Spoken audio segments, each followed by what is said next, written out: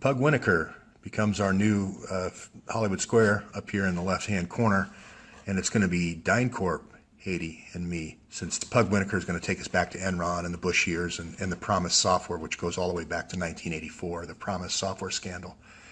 So I'm still following Eric Braverman's, so it's DynCorp, Haiti, and me. We're going to just look at DynCorp and Haiti and other places around the world. They just got another contract for policing in Kosovo, by the way. So the sex trafficking is going to continue in Kosovo. But we're going to follow the money, like Braverman said, the arms, the oil, the rat lines, and then we're going to follow this thing called Promise software. Because really, this is the thing that has the tentacles into all the 30 agencies. And I'm going to explain the logic of DynCorp, and we're going to follow USAID, the vaccines that DynCorp has many contracts for. So any researchers out there, please send me DynCorp vaccine contracts as well as DynCorp policing contracts. And also anything to do with Promise software is something that you want to look at. Because DynCorp has it was about a $300 million contract for managing all 30 agencies. So I just want to give you a little bit of the rationale. Well, first, everyone says, how can Trump drain the swamp? You know, he didn't make that clear with the metadata. The metadata is this middle solution by saying in the emails who the emails are to, who they're from, what the subject is, and so forth. So let's say we announce that Andrew McCabe sent Judge Politano a email today that the title was confession, okay, and it didn't say anything more than that other than it was a timestamp of around 11 o'clock Pacific right now. That contains a wealth of information right there. Just knowing that, we know that Andrew McCabe is probably confessing to Judge Napolitano.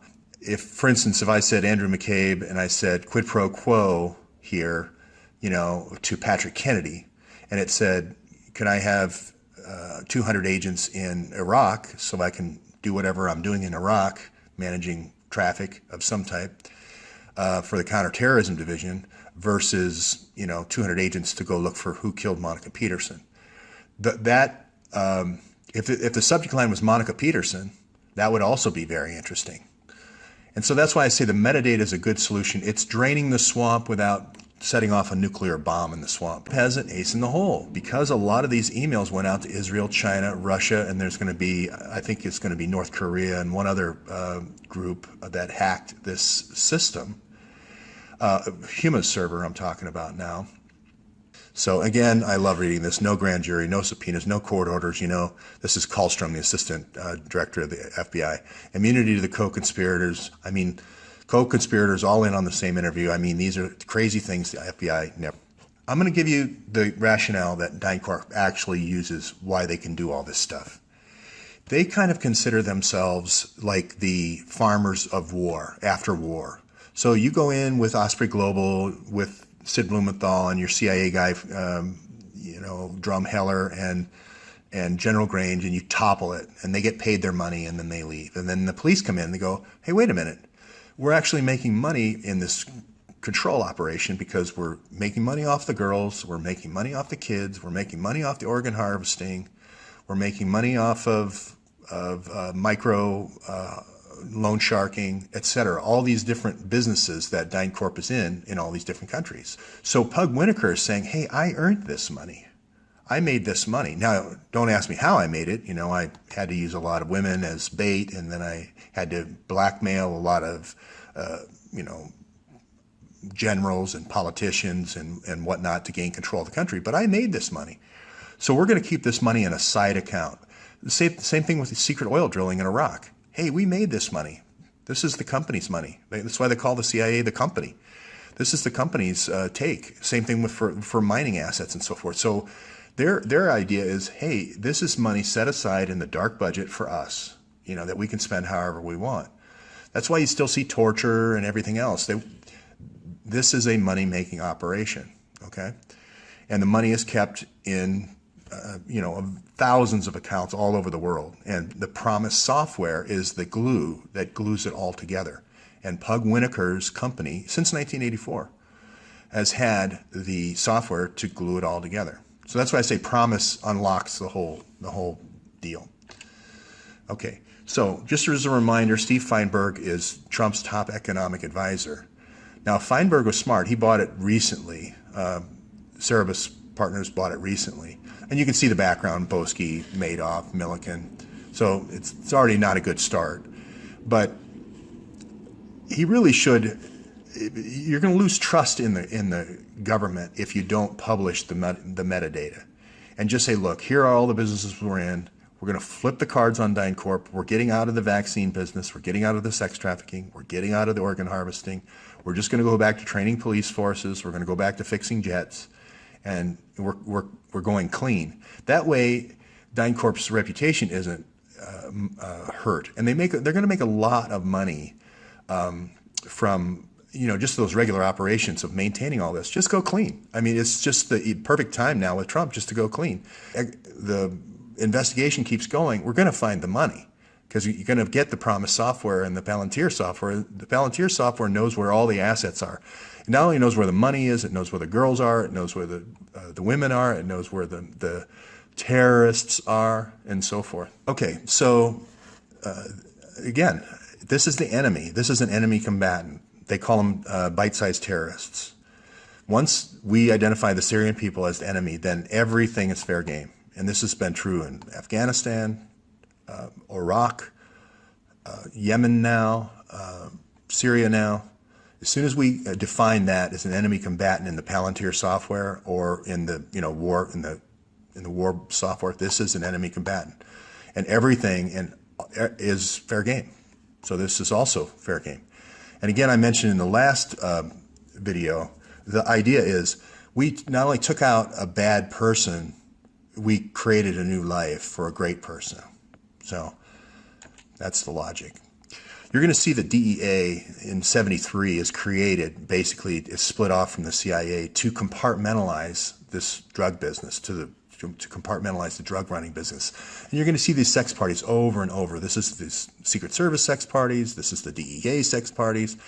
But it's the rationale again is, hey, we're trying to catch the bad guys. And if we don't have sex parties, we can't do it. You're going to see the U.S. Marshal Service and the enforcement powers. This is what's been dangerous, though, with Pug Winokur recently is you've given enforcement powers to people like the IRS and the U.S. Forest Service and the U.S. Bureau of Land Management, with body armor and the Kevlar things and the flashbang grenades and the gas masks and the antidote, for fentanyl gas and all this stuff is so that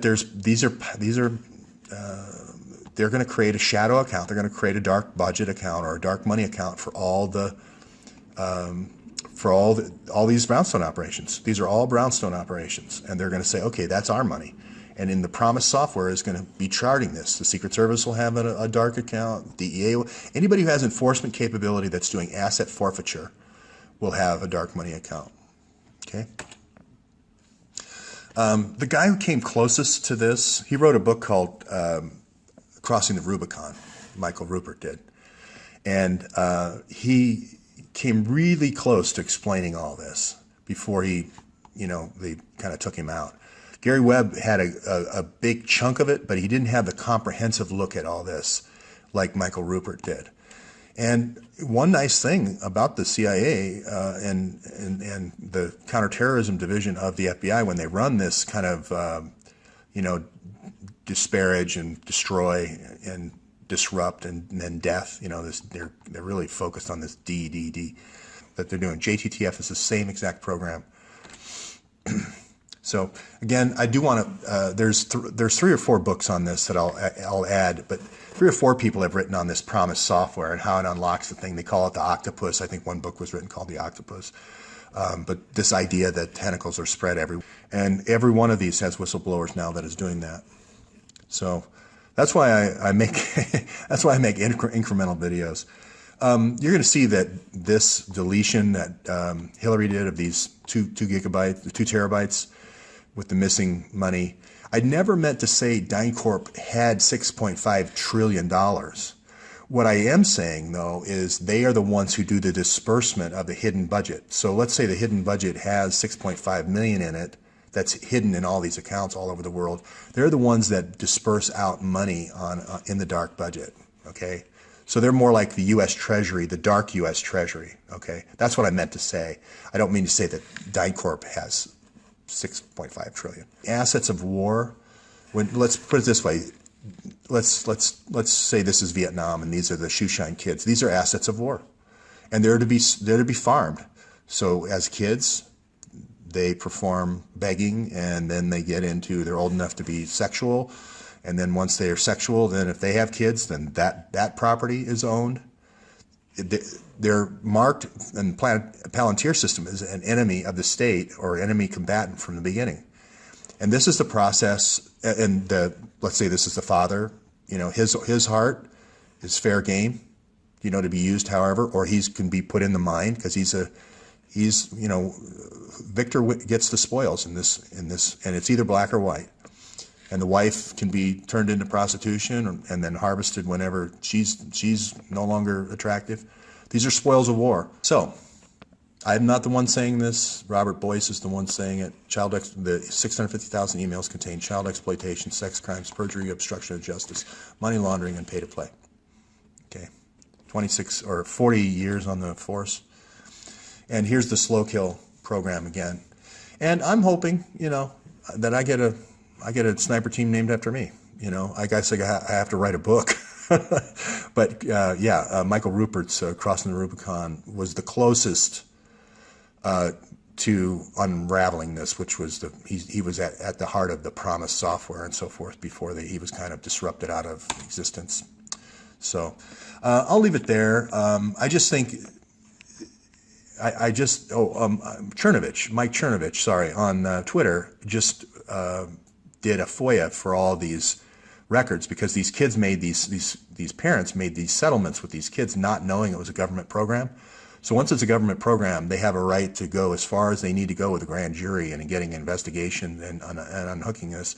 So this is these parents here now are yet another way of unwinding the DynCorp dark budget. Okay, that's all for right now.